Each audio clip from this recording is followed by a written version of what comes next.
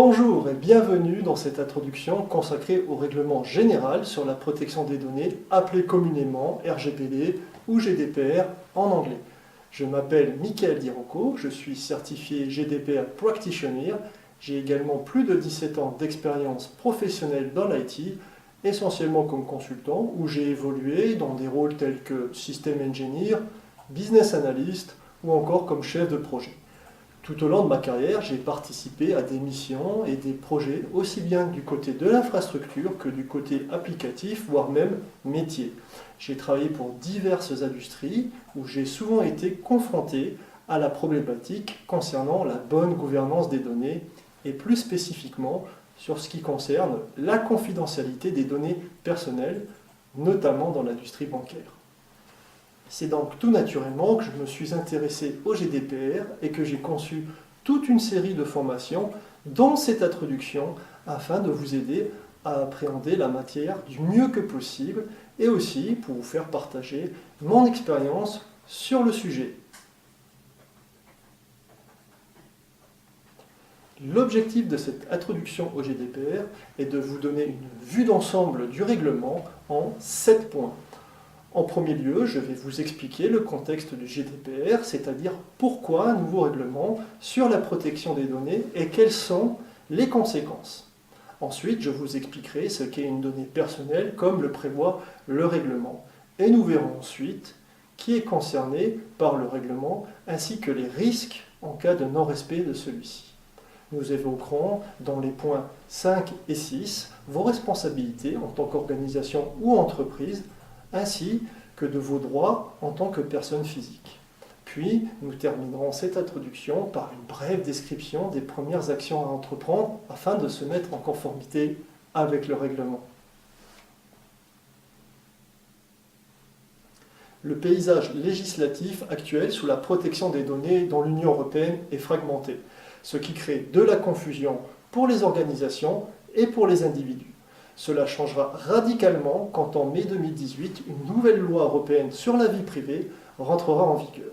En effet, le règlement général sur la protection des données, RGPD ou GDPR en anglais, harmonisera les lois sur la protection des données dans l'Union européenne. Ces lois seront plus adaptées à l'ère numérique que celles évoquées dans la directive sur la protection des données entrée en vigueur en 1995. En effet, la façon dont ces données sont collectées, stockées et utilisées a fondamentalement changé depuis. En introduisant une loi unique, l'Union européenne estime qu'elle apportera une meilleure transparence pour aider à soutenir les droits des personnes, notamment par le rajout de nouveaux droits individuels tels que le droit à l'effacement ou encore le droit à la portabilité des données. Le GDPR imposera aussi de nouvelles règles aux entreprises, même si elles sont en dehors de l'Union européenne, elles devront s'y conformer, sinon elles devront faire face à des pénalités importantes, ce qui fait de ce règlement d'être le plus strict au monde en matière de protection des données personnelles. Parce que le GDPR est un règlement et non une directive, cela signifie qu'il sera directement applicable dans tous les États membres de l'Union européenne à partir du 25 mai 2018. Avant d'aller plus loin dans cette introduction, il est aussi important de définir ce qu'est une donnée personnelle.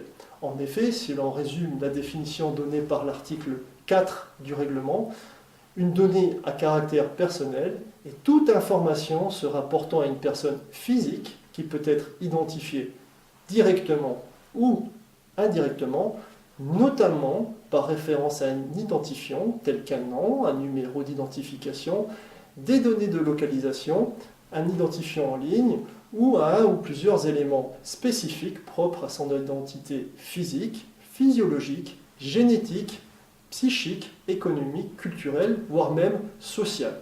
Comme vous pouvez le constater par vous-même, la définition donnée par le règlement est assez large. En effet, de nombreuses catégories de données peuvent faire partie de cette définition, dont voici quelques exemples inspirés de notre vie quotidienne. Par exemple, une adresse email, ou encore un identifiant de sécurité sociale, une photo, mais aussi une donnée biométrique, telle qu'une empreinte digitale, et plus encore.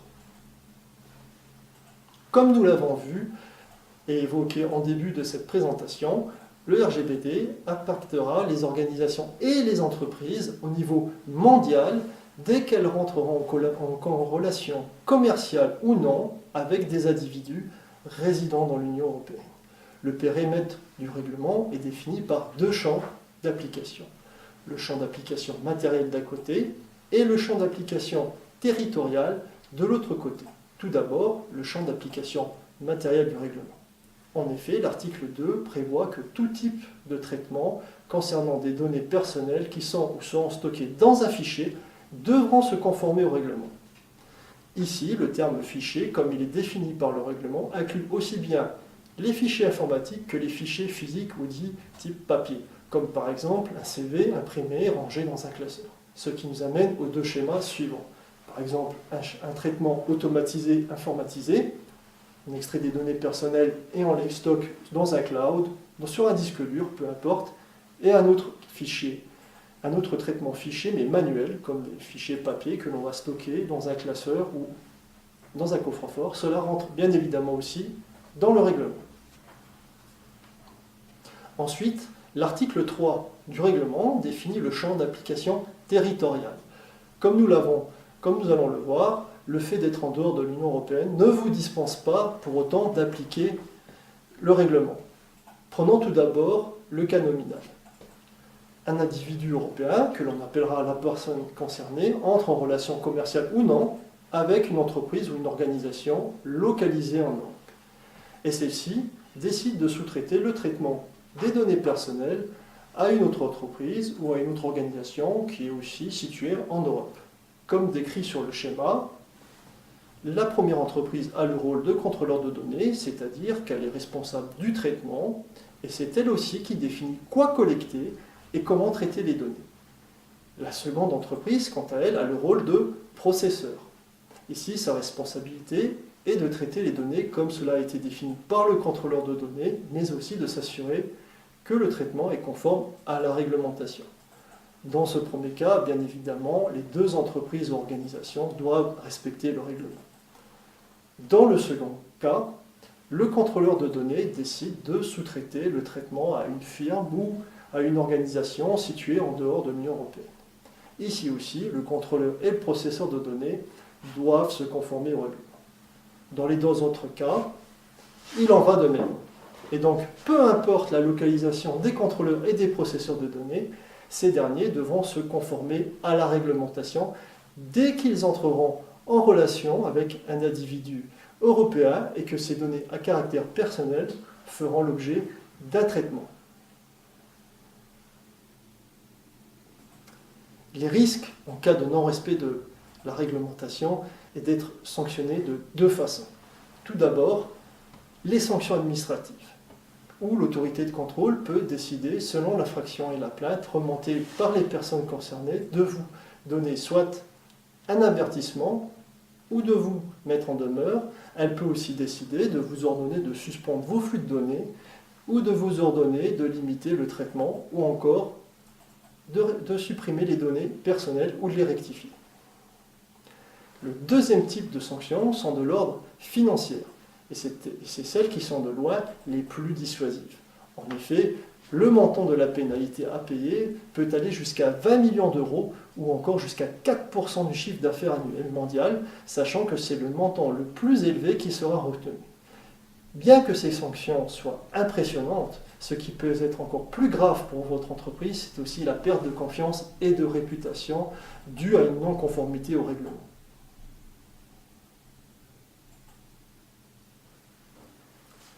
Afin de respecter le règlement, vous devez démontrer votre responsabilité en appliquant 6 principes qui sont décrits en détail dans le règlement.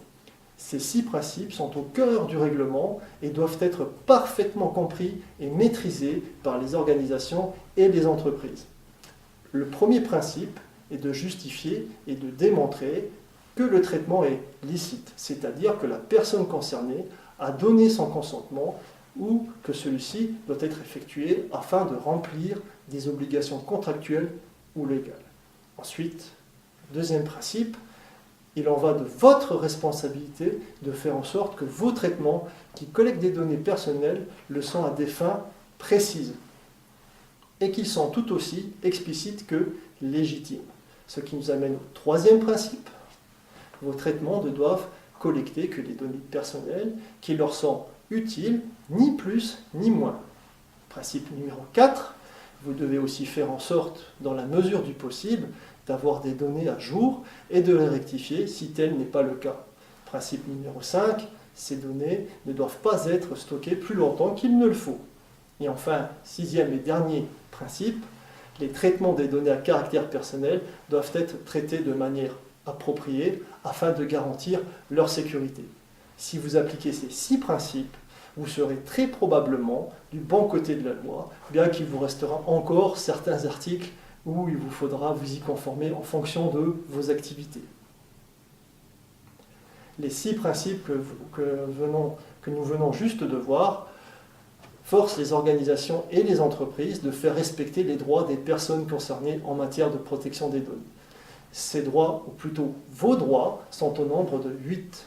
Vos droits concernant vos données à caractère personnel sont donc, premièrement, le droit d'être informé, deuxièmement, le droit à l'accès, troisièmement, le droit à la rectification, quatrièmement, le droit à l'effacement, plus connu sous le nom de droit à l'oubli, cinquièmement, le droit à restreindre le traitement, sixièmement, le droit à la portabilité des données, septièmement, le droit de faire opposition, et huitièmement et dernier principe, les droits relatifs au profilage et au traitement automatisé. Ces droits doivent être respectés par les organisations ou les entreprises lors d'une réclamation de votre part, et le cas échéant, l'autorité indépendante de contrôle vous aidera à ce que ce soit le cas.